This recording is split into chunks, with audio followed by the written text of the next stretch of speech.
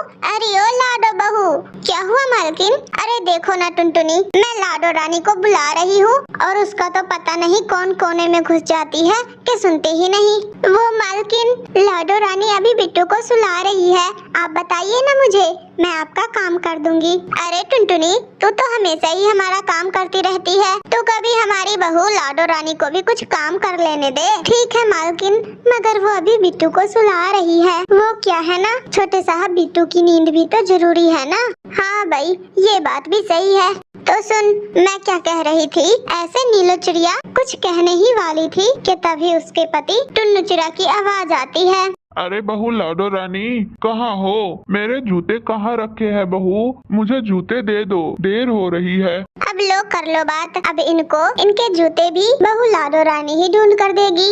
कोई बात नहीं मालकिन, मुझे पता है कि जूते कहाँ रखे हुए हैं। अरे कल मैंने ही तो रखे थे वहाँ पे उसे, मैं अभी देकर आती हूँ। अरे टुनटुनी, तो तू मेरी बात तो सुनती जा पूरी, या तेरे नजर में मालिक के आगे मालकिन की कोई हैसियत नहीं है क्या? अरे नहीं नहीं मालकिन जी, ऐसी कोई बात नहीं है।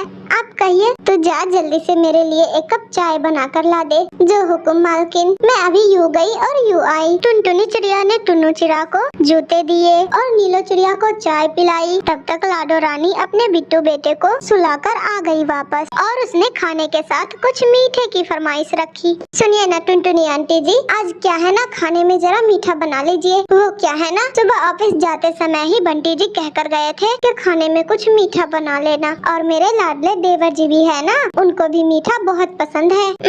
मैं तो कहती हूँ खीर ही बना लीजिए। हाँ, अच्छा आइडिया है। ठीक है बहू रानी, आपका हुक्म सर आँखों पर। टुनटुनी चिड़िया हंसते हुए रसोई में चली जाती है। तभी नीलो चिड़िया की पड़ोसन भूरी चिड़िया उसके घर आती है। अरे क्या बात है नीलो, तुम्हारी ये काम वाली बाई तो फटाफट काम करती है, और मेरी वाली तो सिर्फ टालती ही रहती है। अरे देखो भूरी बहन, उसे काम वाली ना कहो, वो हमारी फैमिली मेंबर जैसी है, और हम भी उसे वैसा ही समझते हैं। अरे तभी तो 10 रुपए की सैलरी में 100 रुपए वाला काम करती है। अरे आंटी जी, आप तो ऐसे कह रही है जैसे हम उसका शोषण कर रहे हैं। अरे नहीं नहीं, हमने तो ऐसा बिल्कुल भी नहीं कहा। वो तुम्हारी काम वाली, अब सॉरी, तुम्हारी फैमिली मेंबर जो है वो बड़ी दानवीर है।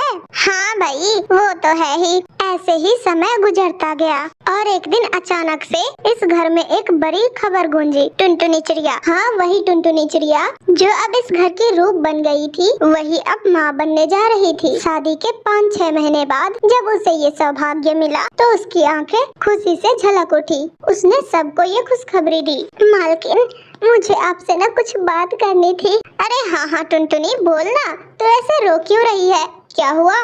तो अपने पति से लड़कर आई है क्या? अरे नहीं नहीं मालकिन, ऐसी बात नहीं है, वो मैं माँ बनने वाली हूँ मालकिन। अरे बाप रे टुनटुनी, ये तो बहुत बड़ी खुशखबरी है। अरे सुनो लाडो रानी, सुनो बंटी बेटे, इधर आओ, बहुत बड़ी खुशखबरी है। क्या हुआ मम्मी जी? अरे कुछ नहीं बहू रानी, देखो देखो, टुनटुनी अब माँ बनने जा रही है। अरे वाह, बधाई हो टुनटुनी आंटी आपको। अरे वाह, अब मेरे बेटे बिट्टू को खेलने के लिए दोस्त मिल जाएगा नया। क्या? मेरा दोस्त? कौन है मेरा दोस्त? बुलाओ जल्दी उसे, मैं खेलूंगा उसके साथ। अरे पगले रुक जा, इंतजार कर ले थोड़ा, आ जाएगा बस थोड़े ही दिनों में। ऐसे पूरे घरों में टुनटुनी चिड़िया को लेकर खुशियों की किलकारियां गूंजने लगी।